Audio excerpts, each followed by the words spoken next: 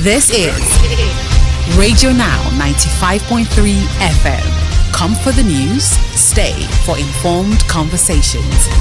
Today in the news, we turn to Edo State, where recently sworn-in Governor Monday Okpebholo has set up a committee to probe the administration of his predecessor, Godwin Obaseki.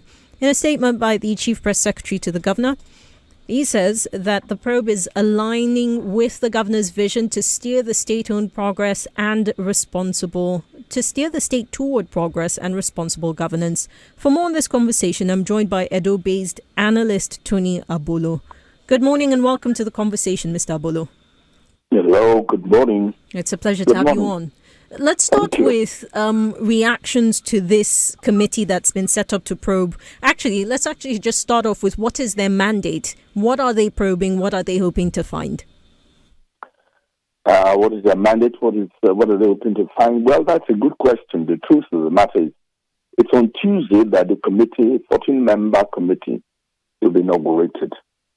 That's when the entire scope and mandate and expectations and duration will be spelled out.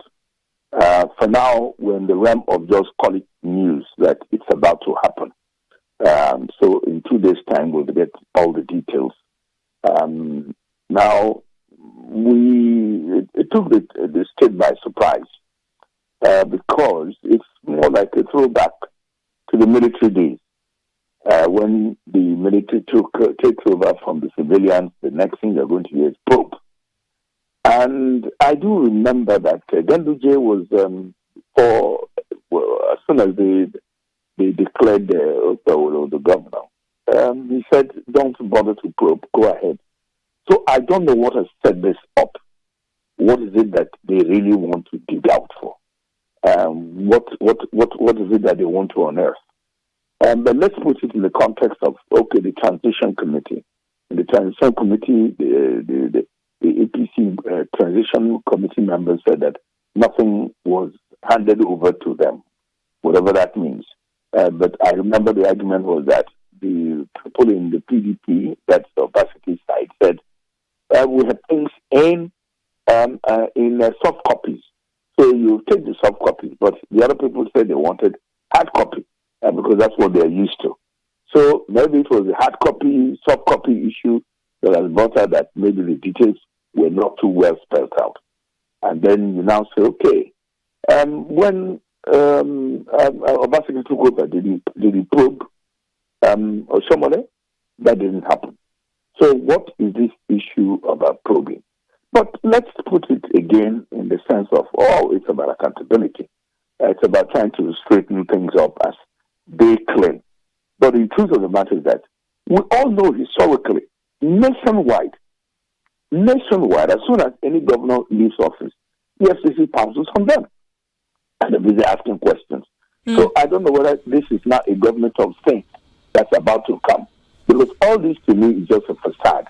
Let me ask you this. How are the people of Edo receiving it? Because part of what we've also seen in the last, 24 hours or so is that Governor Okpebholo has restored the full ownership rights to the stolen Benin artifacts to the Oba of Benin.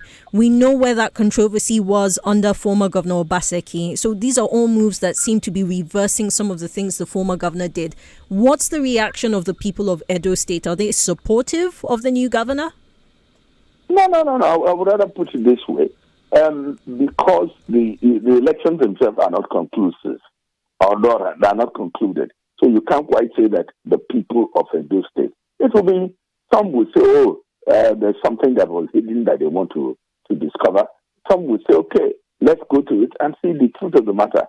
There are rumors here and there about 400-something billion that is owed. What is the content of that indebtedness? What was it used for? All these things are good. In any case, it's good for accountability. So let them go and dig out what they want to dig. It will be good. If they unearth wrongdoings, by all means, yes. Nobody will say, don't dig out anything that is wrong. And if there was something good, please, let's get to see it. Now, you moved over to talk about restoring. I did read about it, the restoring the full authority of the artifact thing. There is no such thing, because I work closely with the MOA group, the Museum for West African Art, and I do know that there is no such artifacts that are there inside the MOA Museum. There was no thing that Obaseki held. There was no artifact. And in any case, that is a decided case, like they say in law, decided by the federal government, that whatever happens, anything that was brought back, that should go back to the palace. Nobody's contending that. All that is just the gimmick of politics. That is just the optics of politics. Forget about that.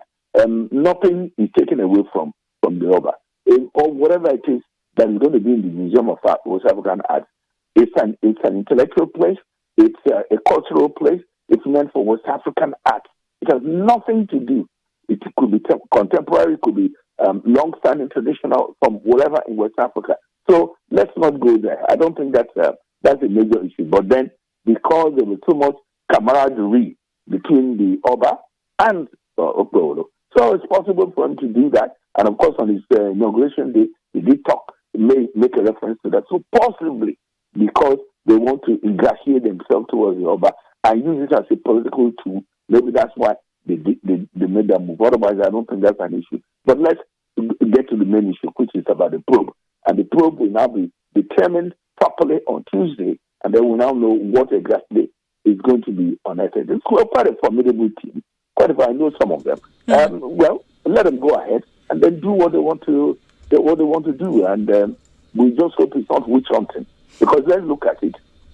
Is it initiated by some people within the APC that is now asking the governor to do that? Is it that? Or are you going to do it and then exonerate Shomole? Because Shomole could be also part of whatever you want to unearth. Then what of Shaibu? Will Shaibu be indicted? So it's going to be it's a potpourri of things. So let's see what is going to come out. Yes, we look forward to it. Mr. Obolo, thank you so much for joining me on this conversation and for your thoughts on the matter. We do hope to reconnect with you once the committee comes out with its final report. My guest, Tony Obolo, is an Edo-based analyst joining me to discuss the recent moves by Governor Monday Okpebholo. He's set up a committee to probe the administration of his immediate predecessor, Godwin Obaseki. This is Radio Now 95.3 FM. Come for the news, stay for informed conversations.